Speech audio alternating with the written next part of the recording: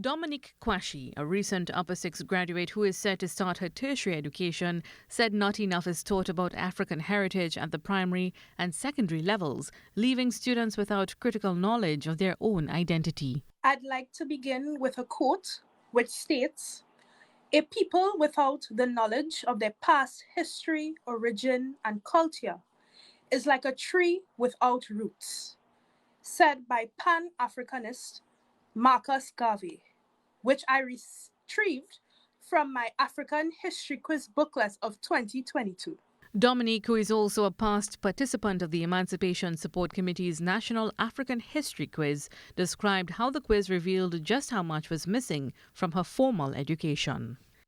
Participating in the National African History Quiz in 2022 was definitely an eye-opener for me, as it exposed not only the day-to-day challenges which are faced by persons with African descent, but it is also exposing the amount of African history that has been a taboo, especially in the school's curriculum.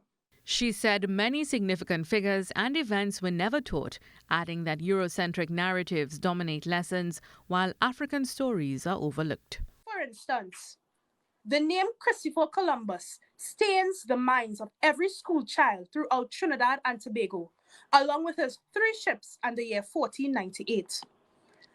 I use the word stain because this is the first bit of history we learn in great details at a very young age. It starts in primary school.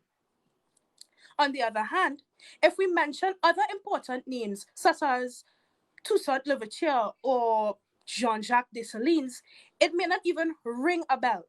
Dominique also questioned the impact of these gaps on self-worth, describing social biases that stigmatize African identity and appearance.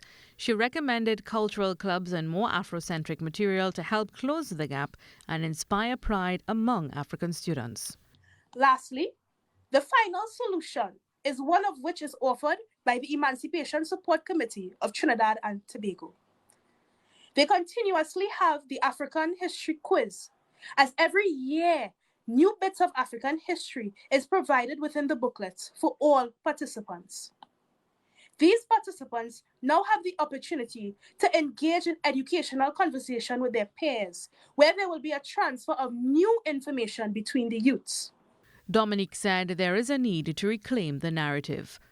The ESCTT said the discussion was part of a wider push to decolonize education and empower the next generation. Mahalia Joseph Wharton, TTT News.